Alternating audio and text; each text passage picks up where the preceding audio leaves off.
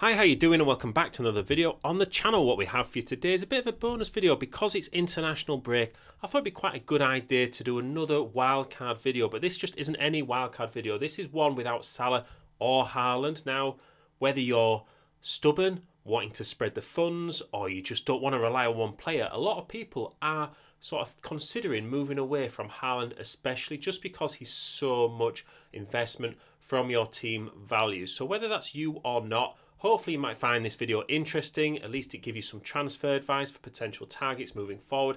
And if that's the case, please do like and subscribe. The support has been awesome. We've got loads of new subscribers recently, and if we can keep that going, I'd really appreciate it. We're a small channel trying to grow. So no more talking, let's get a look at the team. So like any wildcard team, we're going to start with the keepers. And for now, I've gone with Onana in goal. Now, lots of keepers are pretty much the same, but Onana is actually the highest scoring keeper so far, and he's got 3 clean sheets out of the last 4 games.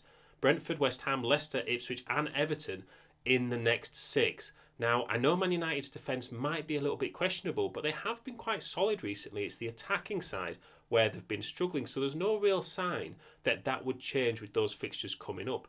As for the substitute goalkeeper, there's no point spending any more than 4 million, so you can take your pick from any 4 million goalkeeper, as long as you're not going to want 3 players from that team. So, for instance, I wouldn't pick a Liverpool 4 million goalkeeper because I might want 3 Liverpool outfield players at some point during the season, and that would stop me from getting that due to the maximum number of players I can select from one team. So onto the defenders, and now you're going to need a way into the Arsenal defence. There's no David Raya in goal, and with this team you can probably afford Gabriel. Now, if not Saliba, Gabriel is a great option. If you can afford the difference, I would go for him. With his attacking threat from set pieces, we know what he can do from corners and free kicks. If you can't get Gabriel, then Saliba is just as good an option really for that 0.2 million cheaper. Now, given that clean sheets are hard to come by in general, it makes sense to get options from the top defences, the best defences in the Premier League, because in theory, they're more likely to keep clean sheets across the course of the season. Man City and Liverpool tick that box, and if clean sheets are less likely, then you don't want to spend a lot of your funds getting in the more expensive options from those defences. So I think the cheapest consistent options make sense with Lewis and Konate, and they also offer great attacking threat. We know that Rico Lewis has been playing in midfield more often, and that should continue at least until January to see if Man City get another midfielder to replace Rodri. But until that point, he remains a great attacking option as well, and Konate himself has been a threat from set pieces already this season. Outside of that, James Justin from Leicester has 3 attacking returns in the league so far, and Leicester are about to have their best run of fixtures that they're going to have all season. Southampton, Forest and Ipswich in the next 3, and the same for Mykolenko. Everton might just have turned a corner and have Ipswich, Fulham, Southampton, West Ham and Brentford in the next 5. So I do think that gives us some good defensive options from good teams with good fixtures without breaking the bank. Now, the benefit of not having Haaland or Salah is that you can maximise the number of big hitters, which is what it looks to be like this season. It's really a case of how many big hitters can you get in your team that will get you those hauls that will carry the points for the season. Now, the aim is that one of these 3 will get a haul each week, and therefore you keep level with any Salah or Haaland returns. Then if 2 or 3 chip in, you're over the top. Plus your other players are allowed to score as well. Our 3 big hitters here are Saka, Palmer and Foden. Now, with Saka, you know you're going to get consistent points whilst Odegaard is out, because he's the one whose Arsenal's attacks are running through. Palmer is the same. Regardless of who Chelsea are playing, he'll be the one involved in the returns. And after Arsenal in Gameweek 12, he'll probably be in everyone's team for their good run of fixtures. Now, Foden was the Premier League Player of the Season last year, and people seem to have forgotten it. With no Haaland up front, you still want a way into the Man City attack, and with Wolves, Southampton, Bournemouth and Brighton up next. And Foden could provide really decent cover for someone like Haaland, and he's so much cheaper as well. He is someone that if he gets a couple of attacking returns, I honestly think you'll start hear everybody talking about getting Foden in the team. Now, McNeil and Mbeumo both have good short-term fixtures, but they look to be involved in the attack enough that they could carry you through the tough fixtures as well. Everton's fixtures are really difficult from game week 15 to 18, but Mbeumo can cover for that.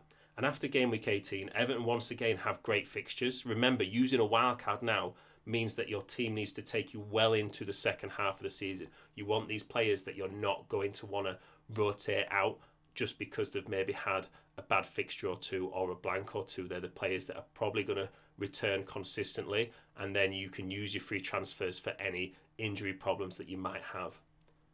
So up front, we really do have our pick of the strikers with no Haaland. I'm going for Watkins. He's fixture proof. We know last season that he was able to handle a European campaign and the Premier League campaign. He got about 35 attacking returns that season. He's already got 6 returns in the last 5. So I just think he's a brilliant option moving forward. Solanke is Spurs' 90-minute man. He was so popular in pre-season, and with 3 returns in 3, he could prove just to be as good once again. With West Ham, Palace and Ipswich in the next 4, I wouldn't back against him getting those attacking returns. Now finally we have Chris Wood. Now you can take your pick from the 6 million price range. I actually like Matthias Cunha from Wolves, but he's 6.5 million and just a bit too expensive for the team that I wanted to put out there for this video. But Wood is the best of the rest at a cheaper price. 4 goals in 7, and he's actually got 2 bonus points every time he's scored. So you might be thinking, oh, he's only going to get 1 goal a game. But in each of those games, he's got 2 bonus points twice and 3 bonus points twice. So he's such a key part of that sort of Wolves Forest attack that when he does return, you know there's bonus points to come with it, and that's like an extra haul in itself. He's got Palace, Leicester and West Ham in the next 3, and it looks really good. So overall, shout out to Fantasy Football Hub. Their team rater tool rated this at 90%. And I always say, as long as you're in the low 90s, I think that's pretty good. We've already seen this season that, data can't count for everything. There's so many variables that you can't take into account. You just want to be sort of within the ballpark of a good team on paper. And then you've got certain players who can really have that high upside. The cost is only 100.2 million. And a lot of the value you might already have in players. Let's say you got Palmer in at 10.5 million. Well, now he's 10.8 million. So this team value is 0.3 million less than what it would have been if you'd have to buy all these players from scratch. Same for someone like Gabriel, Saka, Watkins, all the players who have gone up in price. If you've got 1 or 2 of them, you're really sorted for this team. Now, the strengths are that it's a strong bench. This is probably the strongest bench we've ever had in a wildcard team, or at least for a while. And that's really because we've saved the funds and spread them out elsewhere. Now, that really does cover things like injuries, suspension. You're not panicking in the fact that maybe a player is out for a week or 2, you need to transfer them out. You can just put them on your bench and use your free transfers elsewhere, or save them up. Maybe you can get 5 free transfers and use a little mini wildcard in a few game weeks to sort of have a bit of an overhaul of your team at that point. They're also good for the long term. Like we said, you don't want to be, thinking 5 weeks down the line, I want to change my team around. All these players are very consistent players. They either play for excellent teams or they have good fixtures coming up, and they should be fairly settled in your lineup for that time. Now, the obvious weakness is that there's no Haaland or Salah, and that could really count against you. But Haaland has blanked in the last 2 game weeks, and Salah does have that potential rotation risk. So for me, if you are brave enough to go without either of them, I would like to see a better, well set up team than this one here. I think if you are looking at this and you think there's some way this team can be improved, put it in the comments, because I think it's really interesting to hear other people's points of views. For me, another weakness is a benching headache. Like, you will have to use your sort of knowledge of the fixtures and the form to put the right players on the bench, and that would mean that you would need to be more of an engaged FPL manager throughout the season, which if you're watching this video you might be anyway.